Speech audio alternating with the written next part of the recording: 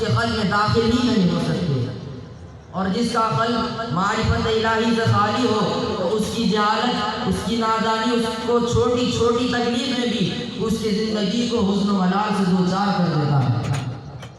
حاضرین کرام، ہمارے آقا پیران پیر سرکار غوث پاک رضی اللہ تعالیٰ عنہ اس آیت پاک کے بین مثال ہے۔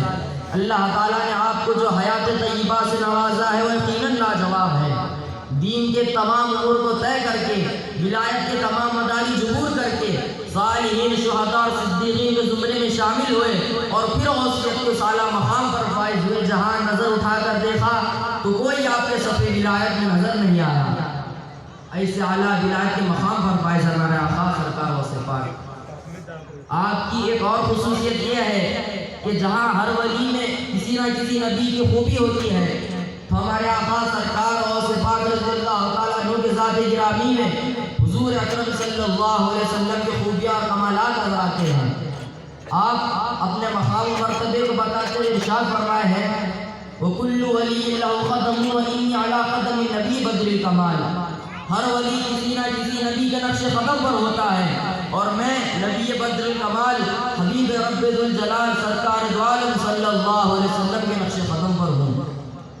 اسی طرح آپ امام الاولیاء و سید الانبیاء بنے ہیں، جس طرح ہمارے آقا سرکار دو عالم صلی اللہ علیہ وسلم امام الانبیاء سید المرسلین بنے ہیں۔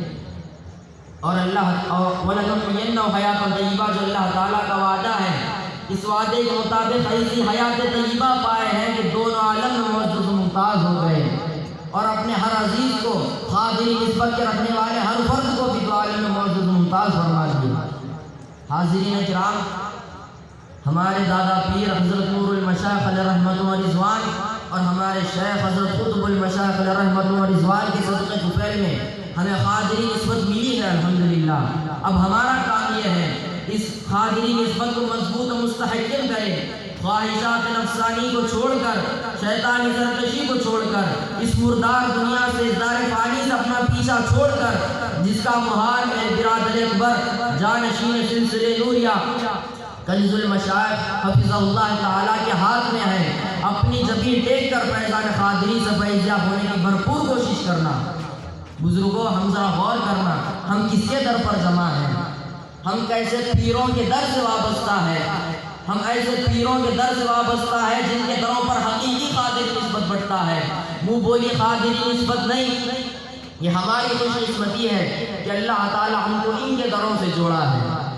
جب اللہ تعالیٰ ہم کو ان کے دروں سے جوڑ دیا، جب یہ عظیم نعمت ہمارے نصیب میں جب لکھ دیا، ہم اس کا بھرپور فائدہ اٹھانا۔ یہ جب ہمیں اپنا دامن تھمائے تو ہم تھامے رکھنا۔ بزرگوں، پھر کبھی ایسا موقع ملنے والا ہے نہیں معلوم۔ فیضان غوث اعظم اور ابھی تا قیامت تک آتا رہے گا، ہم رہیں گے یا نہیں رہیں گے نہیں معلوم۔ لہٰذا آج ہمیں موقع ملا ہے، اللہ تعالیٰ ہمیں موقع دیا ہے، تو اس کو غنیمت جانو اور فیضان قادری وہ فیضان غوث اعظم سے فیضیاب ہونے کی بھرپور کوشش کرو۔ انشاءاللہ اللہ تعالیٰ ہم سب کو فیضان غوث اعظم و فیضان قادری سے مالا مال فرمائے گا۔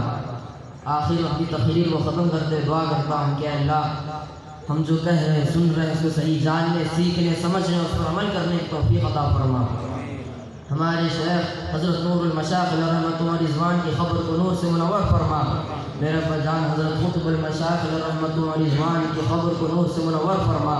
اے اللہ جانشین سرکار کو کامل صحت عطا فرما، آپ کی ہمارے اقبال میں برکت عنایت فرما۔ اے اللہ آپ کو ہمارے خوشیاں دیکھنا نصیب فرما۔ ابا جان ہم سب کو جس طرح دیکھنا چاہتے ہیں اسی طرح ہم سب کو بن کے دکھانے کی توفیق عطا فرما۔ حاضرین کی مغفرت فرما، آمین بجاہ سید المرسلین وآخر دعوانا الحمدللہ۔